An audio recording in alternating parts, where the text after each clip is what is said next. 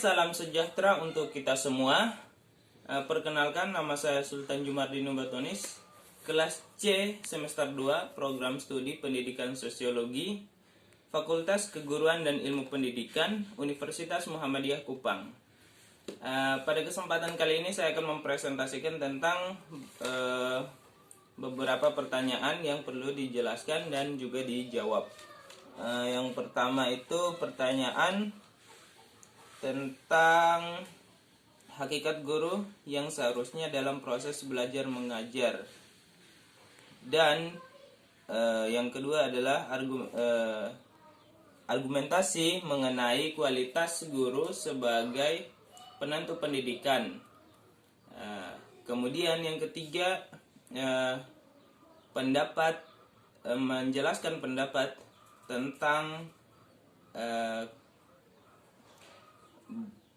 tentang belajar berbasis masalah, kemudian pembelajaran yang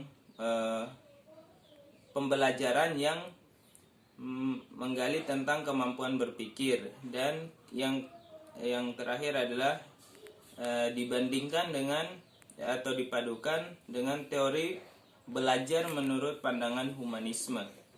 Oke, kita akan mulai menjawab dari yang pertama. Guru sebagai pengajar dan penentu pendidikan yang berkualitas. Kita perlu tahu dahulu apa itu belajar, kemudian definisi dari belajar itu apa saja. Di sini saya memakai definisi yang umum, yaitu belajar adalah suatu proses perubahan tingkah laku melalui proses interaksi antara individu dengan lingkungannya. Di dalam proses itu ada kegiatan yang berlangsung secara lama, kemudian bertahap dan berkepanjangan.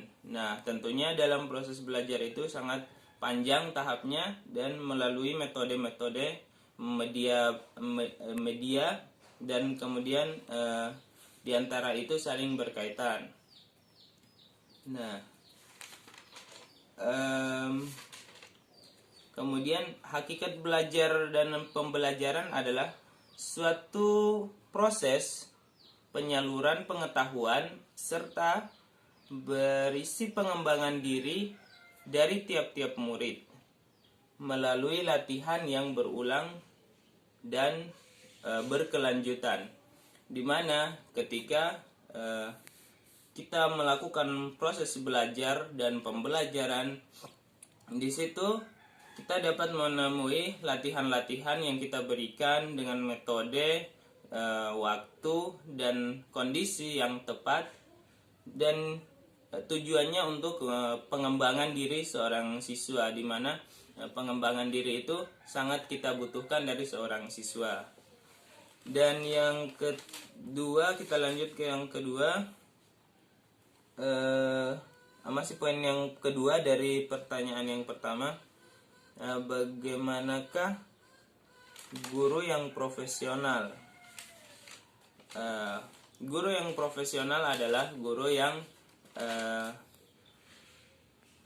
memiliki ilmu yang mumpuni, kemudian berpengalaman yang cukup, kemudian dapat mengkolaborasi antara ilmu dan pengalaman yang ia dapat, sehingga di dalam proses belajar dan mengajar, guru itu dapat memberikan suatu teknik pengajaran yang tepat kepada si murid tersebut, di mana kita harus memahami seorang murid yang notabene semua murid tidak mungkin sama, notabene pasti berbeda latar belakangnya si murid. Kita harus memahami daripada murid itu. Kemudian guru mampu menyeimbangkan pola pikir si murid, di mana murid itu memiliki kemampuan berpikir yang berbeda. Kemudian dari perbedaan itu mungkin akan muncul sebuah pemikiran yang berbeda dari yang lainnya.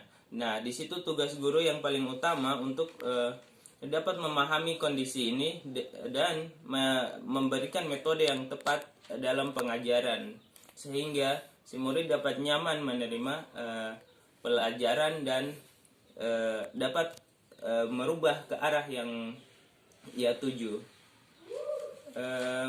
Yang kedua, saya akan mencoba menjawab yang kedua. Salah satu penentu kualitas guru,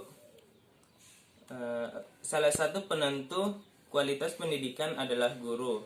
Di sini ada Profesor Yohanes Surya yang mengatakan semua anak itu sama, semua anak itu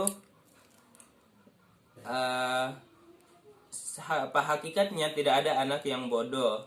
Nah, di sini saya diminta untuk memberikan argumentasi. Argumentasi saya sebelum Profesor Yohanes ini juga, mungkin jauh-jauh hari kita sudah tahu bahwa Einstein pernah mengatakan seperti itu juga. Tidak ada seorang anak yang bodoh. Mungkin kesalahan kita adalah kesalahan dalam teknik mengajar, atau kita menggunakan metode yang salah. Pernah dicontohkan ketika seekor ikan dinilai dari kemampuan berenangnya, bukan kemampuan terbangnya. Ketika ikan dan burung dinilai sesuai dengan penilaiannya masing-masing yang ada. Ikan dinilai dari cara berenangnya, kemudian burung dinilai dari cara terbangnya. Nah, jangan sampai penilaian ini kita nilaikan dengan nilai yang tidak seharusnya. Kita tidak memberikan suatu penilaian yang tepat kepada seseorang. Nah, di situ kadang kita salah. Nah, mungkin ini salah satu yang terjadi dalam pendidikan kita, di mana ketepatan metode yang kita pakai atau mungkin kurikulum dan sebagainya belum tepat kepada sasaran kita, yaitu para peserta didik ini. Yang ketiga, saya mencoba menjawab yang ketiga ya. Pertanyaan ketiga itu tentang jelaskan menurut pendapat Anda tentang kaitan antara strategi belajar berbasis masalah, kemudian peningkatan berpikir, dan teori belajar menurut pandangan humanisme. Ya, menurut saya tiga ini sangat memiliki kaitan yang erat, di mana belajar berbasis masalah di situ memupuk peningkatan kemampuan berpikir. Ketika seseorang diberi masalah, di situ pemikiran yang melaju dalam otaknya itu akan lebih terasah.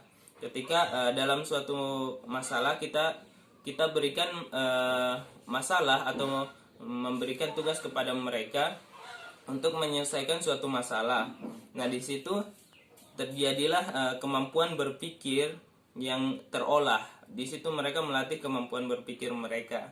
Nah, setelah kemampuan ini mereka miliki, nah itu akan lebih mengarah ke humanisme, teori belajar menurut pandangan humanisme, di mana memanusiakan manusia atau melatih berpikir manusia itu berpikir secara manusiawi. Berpikir seperti itu yang kemudian nanti akan membentuk pribadi daripada seorang individu, atau membentuk suatu pribadi yang baik, yang mengarah ke sebuah pribadi yang berpikir kritis, dan kemudian ia memahami dirinya sendiri, dan yang terpenting adalah memahami lingkungannya. Mungkin itu saja yang bisa saya sampaikan, dan mohon maaf jika dalam materi pemaparan saya ini mungkin terlalu cepat atau banyak salah kata dan